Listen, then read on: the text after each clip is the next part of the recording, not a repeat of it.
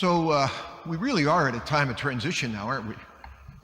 Just stop and think. It was just a little over 14 months ago when the bishop said, you know, maybe we should suspend Sunday obligation. As a matter of fact, there was a period of time, as you'll remember, where they didn't even have Sunday Mass. And all of that kind of gets some of us to think about, but you know, I always thought that being a practicing Catholic meant being at Mass on Sunday, right? So the question is, what does it mean to be a practicing Catholic?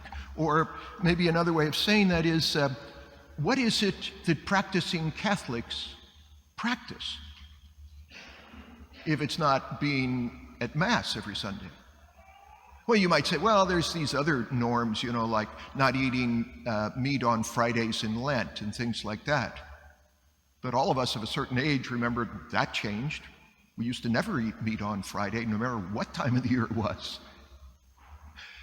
So what does it mean to be a practicing Catholic? So one of the ways to answer a question like that is to simply say, well, what's the definition? What's the dictionary say about practicing? And it has two definitions. The first is to carry out or to apply.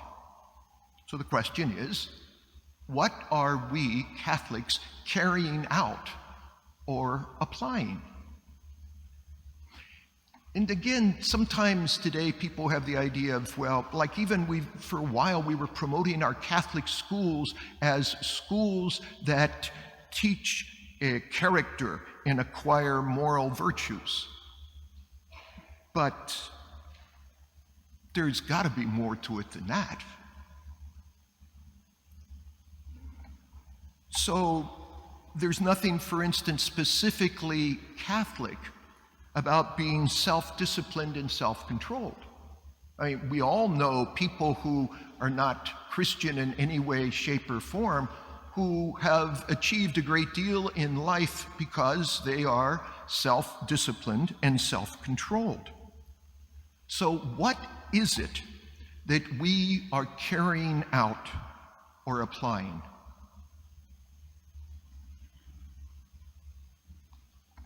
And I'd suggest that the answer to that is holiness.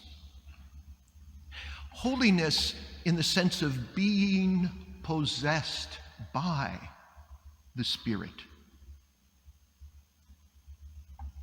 The wind that blows where it will, and no one knows where it comes from or where it goes. We practice something that is much more poetry than prose. And that's why the scriptures offer us that image of the Holy Spirit. It's also why saints are so interesting, because those who are possessed by the Spirit are very interesting people. They're very spontaneous and unpredictable. The second reading that we just heard from 1 Corinthians reminds us, to each individual, the manifestation of the Spirit is given for some benefit. Now, that translation, for some benefit, is not a really good translation. If you look at many different kinds of translations, what it really means to say is for the common good. Each of us receives a manifestation of the Spirit for the common good. So when the Holy Spirit came upon the disciples that first Pentecost, the church moved from a fear that was controlling to a fire that was daring. When the Holy Spirit then comes, what does that practically mean?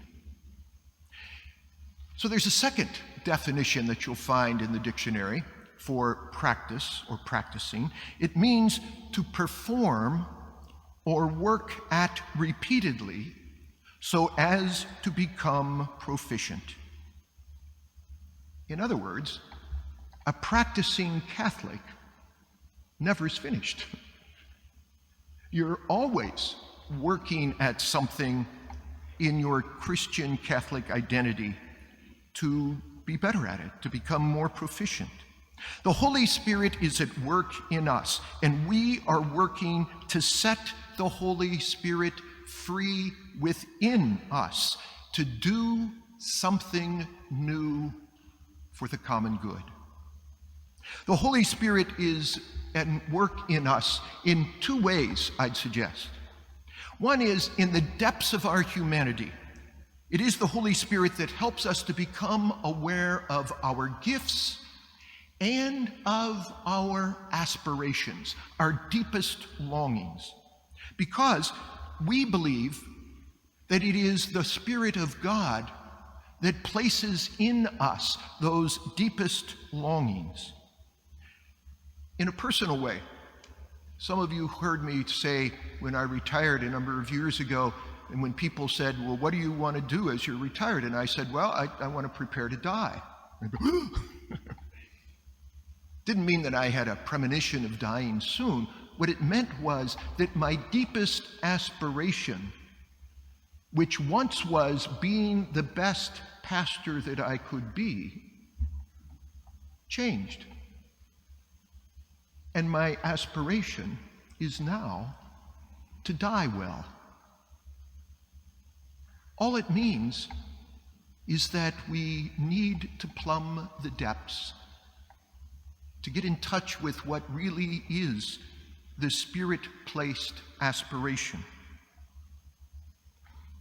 Secondly, I believe that the Holy Spirit is at work in helping us see what the world needs or what the church needs. Often it is the Spirit that helps us to notice those problems or those issues that our talents are uniquely suited to address. The grace of the Holy Spirit, then, connects these two poles like a spark between them. On one hand, our personal gifts and aspirations, and on the other hand, the needs of the church and the world, and the Holy Spirit is a spark that leaps from one to the other, from personal gifts and aspirations to the needs of the parish and the world. Reflecting then with other people, because we are all going through this, is the Holy Spirit working in all of us to keep us grounded and to keep us real, to help us as a community be practicing Catholics. To each individual, then, the manifestation of the Spirit is given for some common good. It doesn't say to some, but to each, which is an important reminder as Father Rob continues to speak to us about his project of living stones, as the Archdiocese prepares in a few weeks to celebrate its 200th anniversary with the theme Beacons of Light.